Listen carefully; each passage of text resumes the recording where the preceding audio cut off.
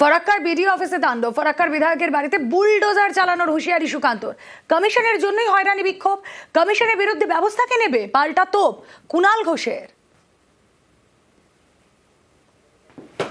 এই যে ফারাক্কার বিধায়ক মনিরুল ইসলাম বিডিও অফিসে গিয়ে ঝামেলা করছে, বিডিও অফিস ভাঙচুর করেছে। আরে দেখতাম যদি বিজেপি সরকার থাকতো কত বড় বাপের বেটা ওখানে গিয়ে ঝামেলা করতি, তোর বাড়িতে গিয়ে বুলডোজার গিয়ে দুরমুশ করে দেওয়ার ব্যবস্থা কর। সরকারি অফিসারদের উপরে তুরুম ধারাম হচ্ছে, আর আমাদের পুলিশ বসে বসে দেখছে। ভারতীয় জনতা পার্টির সরকার এলে পরে সোজা হয়ে যেতে হবে, উত্তরপ্রদেশ ট্রিটমেন্ট দিয়ে সোজা বানানো হবে। ইলেকশন কমিশনের বিরুদ্ধে ব্যবস্থাটা কে নেবে? ইলেকশন কমিশন তো এই গোটা আগুন নিয়ে খেলাটা তো ইলেকশন কমিশন খেলছে। এখন ইলেকশন কমিশনের বিরুদ্ধেই তো ব্যবস্থাটা হওয়া দরকার, যে এতগুলো মানুষকে যে হয়রান করলো, এতগুলো মানুষের ক্ষতি করলো রাজনৈতিক দলদাসপনা করতে গিয়ে, ওদের ব্যবস্থা কে নেয়? ওদের বিরুদ্ধে তো আগে আইনত ব্যবস্থা হওয়া দরকার। সোনারপুরে এসআইআর হিয়ারিং এর ভুলে ভরা ফর্মের একদিকে লেখা কাটোয়া বিধানসভা, আর একদিকে প্রাথমিক শিক্ষা পর্ষদের লোগো, আর এই নিয়ে জোর শোরগোল।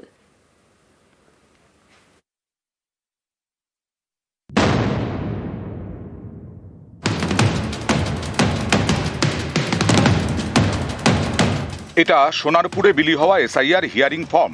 এই ফর্মের বাঁদিকে ওপরের অংশে লেখা কাটোয়া বিধানসভা, আর ফর্মের ডান দিকে প্রাথমিক শিক্ষা পর্ষদের লোগো। ফর্মের যেখানে কাটোয়া বিধানসভা লেখা, সেই অংশটি পেন দিয়ে কেটে লেখা হয়েছে সোনারপুর উত্তর বিধানসভা। অভিযোগ, এই ফর্ম বিলি করা হয়েছে দক্ষিণ 24 পরগনার সোনারপুরের দুটি বুথে। একটা ফর্ম দেওয়া হয়েছে, এটা বংশধরের বিবরণ চাইছে। এখানে যে ফর্মটা দেওয়া হয়েছে, এখানে হচ্ছে কাটোয়া বিধানসভা আছে এবং শিক্ষা পর্ষদের লোগো আছে। সেই কারণে আমার একটু সন্দেহজনক মনে হয়। দক্ষিণ 24 পরগনার সোনারপুরে রাজপুর সোনারপুর পুরসভা। বুধবার এখানকার 32 নম্বর ওয়ার্ডের দুটি বুথে বিলি করা হয় এসআইআর হিয়ারিং ফর্ম। অভিযোগ, তার মধ্যে বেশ কয়েকটি ফর্মে লেখা কাটোয়া বিধানসভার নাম, সঙ্গে প্রাথমিক শিক্ষা পর্ষদের লোগো। এ নিয়ে শোরগোল পড়ে যায়। স্থানীয়রা বিষয়টি নিয়ে এলাকার কাউন্সিলরকে জানান, তিনি ফর্ম বিভ্রাটের কথা জানান বিডিওকে। এদেরকে বলা হয়েছে, এরা বললো কাটোয়া বিধানসভা কেটে আমরা রাজপুর সোনারপুর করে আমরা স্টাম্প মেরে দিই। এরা নির্বাচন কমিশন থেকে দেওয়ানো হয়েছে, এরা এখানে এই গন্ডগোলটা করছে। এটা পুরোপুরি একটা স্ক্যাম। আমি জানি না নির্বাচন কমিশন এই ফর্মটা কোথার থেকে পেলেন এবং কেনই বা এই ফর্মটা মানুষকে দেওয়া হচ্ছে তার পরিবারের প্রমাণ করবার জন্য। এখানে যারা আছেন দায়িত্বে, বিএলও থেকে শুরু করে ইআরও থেকে শুরু করে, তারা প্রত্যেকেই তো প্রথমে অস্বীকার করলেন, পরে বললেন যে হ্যাঁ আমরা এটা দিয়েছি, যার মনে হয় জমা দেবে, যার মনে হয় জমা দেবে না। নির্বাচন কমিশন আদৌ এই ফর্ম দিয়েছে কিনা তা আমাদের সন্দেহ আছে। আমরা অবিলম্বে নির্বাচন কমিশনের কাছে দাবি রাখছি, যে ফর্মটা সোনারপুর বিডিওর মাধ্যম দিয়ে ডিস্ট্রিবিউট হচ্ছে সেটা তদন্ত করা হোক এবং এই বিডিও এআরও যারা আছে তাদের সবাইকে তলব করা হোক, কারণ আমাদের দৃঢ় বিশ্বাস এটার পেছনে চক্রান্ত রয়েছে তৃণমূল কংগ্রেস। সোনারপুরের বিডিও সঞ্জিনী সেনগুপ্ত জানিয়েছেন, ইআরও ভুল ফর্ম বিলি করেছেন, ফর্মগুলি বাতিল করা হয়েছে, নতুন ফর্ম বিলি করা হয়েছে। সোনারপুর থেকে অর্পণ মণ্ডল, নিউজ 18 বাংলা। আর এদিকে শুনানির লাইনে দাঁড়ানোয় পেটে টান, চা বাগানে যেতে না পারায় মিলছে না মজুরি। আর্থিক ক্ষতির মুখে চা বাগানের শ্রমিকরা। নাগরাকাটার বিডিও অফিসে লাইনে চা শ্রমিকরা, কাজ বাদ দিয়ে শুনানিতে যাওয়ায় হয়রানি।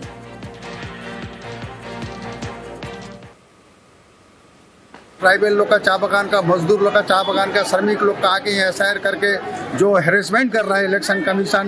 एक एक तो छोटा छोटा अक्षर का चलते बढ़ाई खाए, उसमें चीख बढ़ाई हो गया, उसके लिए बुलाया जा रहा है। काफ़ी तकलीफ पा रहा है, सुबह से शाम तक यहाँ काम नहीं हो रहा है, फिनेंशियली प्रॉब्लम हो रहा है। इसके लिए हम लोग घोर विरोध करते हैं। अगर किसी का नाम कट गया चा बगान का, श्रमिक का, ट्राइबल नेपाली भाई का, तो हम लोग इसको घोर आंदोलन में जाएंगे। बहुत सारे लोग एसआईआर का हियरिंग के लिए आए हुए हैं। चाय बगान का आदिवासी लोग, छोटे छोटे बच्चा को लेके जो चल नहीं सक रहा है, कोई एजेड है, ये आदिवासी लोग बांग्लादेश से आए हैं। अपना बाप, अपना दादा, अपना दादी सब यहाँ पे मरा है, उसका यहीं पे जन्मा है। आज उनको प्रूव करना पड़ रहा है इलेक्शन के कमीशन के माध्यम से मैं इस देश का नागरिक हूँ या नहीं। ये बहुत लज्जाजनक बात है। উত্তরবঙ্গের জন্য তৃণমূল সরকার কিছুই করেনি, বঞ্চনার অভিযোগে ফের সরব সুকান্ত।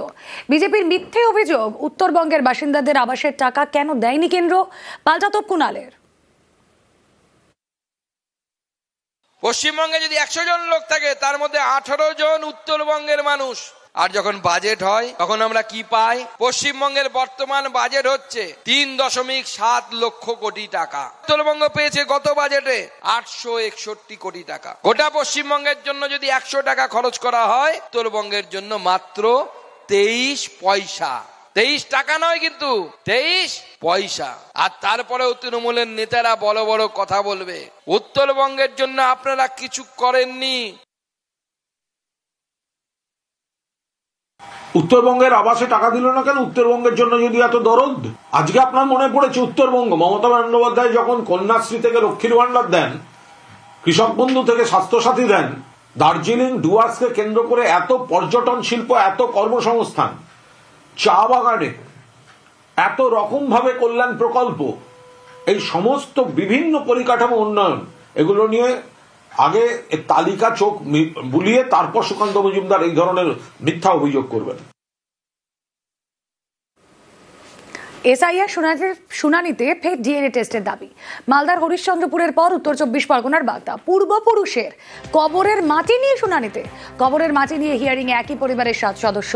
বাগদার রামনগরে ডিএনএ টেস্টের দাবি। শুনানিতে নানা নথি দেওয়ার পরেও হয়রানির অভিযোগ। শেষমেশ পূর্বপুরুষের কবরের মাটি নিয়ে শুনানিতে। নাগরিকত্ব প্রমাণে পূর্বপুরুষের কবরের মাটি নিয়ে হাজিরা। কবরের মাটি নিয়ে এসে এটা আমার ডিএনএ টেস্ট করা হোক, কারণ এটা আমার বাবার বাবা, তার বাবারও, আমাদের পূর্বপুরুষ 1950 সাল থেকে এখান থেকে তারা আছে। এবং নিয়ে এসেছি যে আমাদের সমস্ত কাগজপত্র দুবার দেখানোর পরেও যখন সেটা মান্যতা দেয়নি ইলেকশন কমিশন, আমাদেরকে আবার নোটিশ পাঠিয়েছে। এই জন্য মাটি নিয়ে এসেছি, যেটা ডিএনএ টেস্ট করে দেখাও যে আমাদের দাদারা এখানে আছে কি নেই।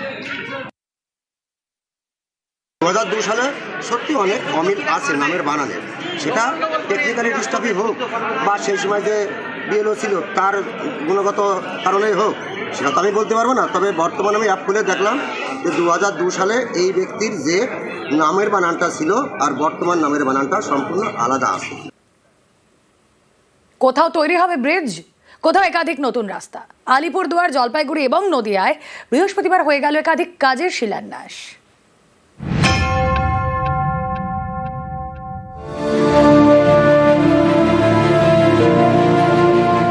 একদিকে আলিপুরদুয়ারের ফালাকাটার পূর্ব কাঁঠালবাড়ি, আরেকদিকে কোচবিহারের মাথাভাঙার পুটিবাড়ি। মাঝে বয়ে গিয়েছে গিরিয়া নদী। এই নদীর উপরে 2 জেলা সংযোগকারী সেতু দীর্ঘদিন ধরে বেহাল। স্থানীয়দের দাবি মেনে পুরনো সেতু ভেঙে তৈরি হবে নতুন সেতু। বৃহস্পতিবার হয়ে গেল সেতুর কাজের শিলান্যাস।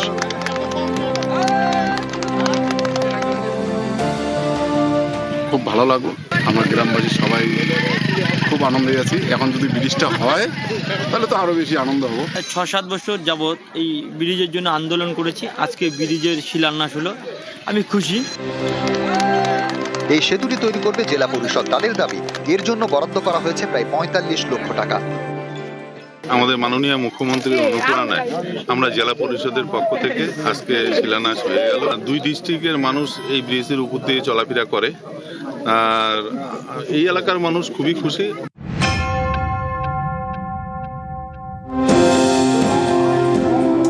পথশ্রী রাজ্য সরকারের প্রকল্প।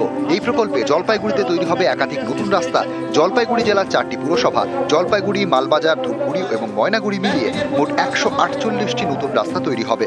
এর জন্য বরাদ্দ করা হয়েছে প্রায় 50 কোটি টাকা। বৃহস্পতিবার রাস্তার কাজে শিলান্যাস করা হয়।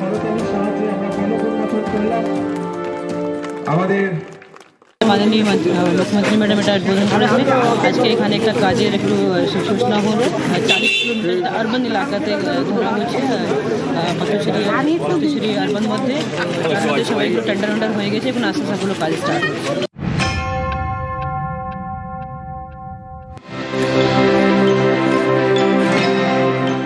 নদিয়ার কৃষ্ণনগর পুর এলাকায় তৈরি হবে 27টি পেভার ব্লকের রাস্তা। পথশ্রী প্রকল্পে এর জন্য বরাদ্দ করা হয়েছে প্রায় 6 কোটি টাকা। বৃহস্পতিবার রাস্তার কাজে শিলান্যাস করা হয়। সংস্কারের অভাবে পাথর উঠে গিয়েছিল এবং বিভিন্ন রকম দুর্ঘটনা ঘটছিল। আমাদের পৌর প্রশাসক তার হাত দিয়ে পথশ্রী প্রকল্পের মাধ্যমে এই যে কাজের যে শুভ উদ্বোধন হলো, আমরা খুব খুশি। দীর্ঘদিন যাবৎ খুবই খারাপ অবস্থায় ছিল, এটা আমরা সকলে খুব খুশি, এটা অনেক মানুষ উপকৃত হবে। নিউজ 18 বাংলা।